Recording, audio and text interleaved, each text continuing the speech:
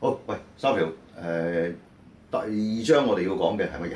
就係呢個維也納新年音樂會啦。哦，即係你而家手揸住呢張。係啊係啊， OK 咁呢一張碟咧，佢有個引人入勝嘅古仔嘅。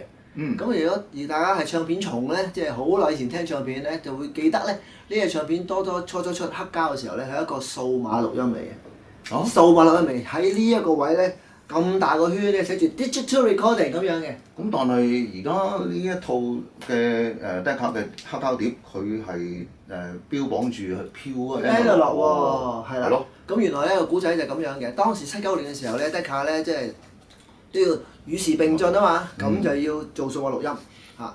咁但係咧當時嗰啲器材咧表現都唔係好穩定，咁所以咧佢哋咧就諗過啊，我哋好懂得做模擬錄音噶嘛，不如做模擬錄音做一個備份先啦。OK。呢個情況咧就有啲似咩咧？有啲似咧，即係由單聲道轉立體聲，一樣噶。當時並行噶嘛，即係有一 team 人係錄單聲道，另一 team 人同時錄立體聲噶嘛。哦，即係當時都有一個 model 嘅 bell 喺度嘅，係啊。所以呢件事令我諗起嗰陣時係一個 parallel 嘅狀態嚟，係嘛？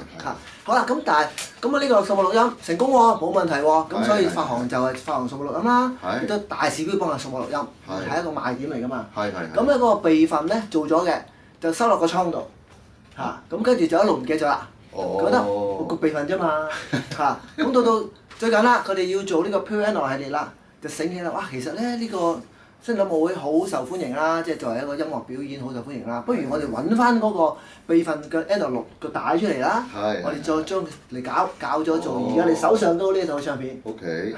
咦，咁所以佢要揾1979年呢一次嘅新年音樂會，可能真係有呢個頭先你講嘅意思喺度喎嚇。哦，咁我而家明白啦。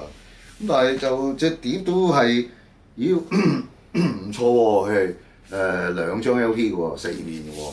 咁都好多唔同嘅曲目喎。咁另外咧就我睇翻啲資料，頭先佢呢度都有講係你講佢嗰個即係備份嗰個母帶咧，其實佢都係用咗1/4寸嘅analog tape 嚇，以2聲道咁樣去錄製咗喺度。咁所以我覺得應該效果係唔錯嘅。咁你聽過喎？我聽過。其實咧我就即係。當然好有興趣比較啦，就立即攞數碼錄音，即係我哋叫原版黑膠啦，同埋佢比較。原版黑膠聽出嚟咧係好 sharp 嘅。咁事實上咧，我睇翻啲古仔啊，當時嗰個錄音團隊裏邊咧，都有自己內部有個討論嘅嚇。但係咧個主力錄音師咧就話：我一定要標榜數碼錄音嘅清晰度嚇，所以咧佢清晰度行先嚇。咁所以其實咧，如果我唔比較由自可，一比較咧，你會聽到咧。原版嘅黑膠咧係有數碼聲，數碼聲嘅黑膠嚇，但係呢一個咧，哇好純啊！呢個新版好純，真係有唔同嘅分別咯。咁一來佢係因為用咗佢 back up 嗰個原裝嘅 analog 母帶啦，係咪？咁呢個應該就有個差別啦。同埋當年可能用當年嘅壓碟技術嘅模擬錄音咧，可能係會清晰度可能差啲。但係而家唔係啊嘛。而家嘅技術用嘅膠啊完全唔同咗。所以呢個模擬錄音個清晰度咧絕對不減嘅。但係咧佢成個音樂嗰種舒暢感啊嚇係好明顯㗎啦。如果你叫我揀新舊版，我一定揀呢個新嘅版。OK。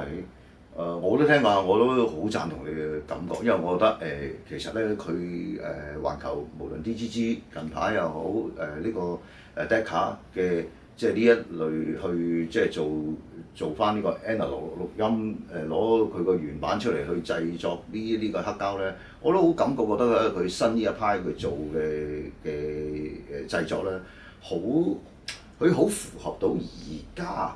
我哋即係我哋嘅 Hi-Fi 嘅音響器材咧，嗰個效果，咁所以我估佢多多少少咧都係迎合呢樣嘢咧，所以咧就好似即係執出嚟嘅聲就你頭先個講法。即係我試過喺唔同嘅組合聽過，喺你組合啦，你組合啦，我都覺得真係的確係啱嘅，係咁講呢個假設。咁加埋又即係有好多即係發燒嘅技術啦，嗱180g啦嚇，佢成套全部都係180g嘅喎，佢又唔會好似以前嗰啲話好薄個紙咁嗰啲嚇，嗰啲始終都係可能有啲差距。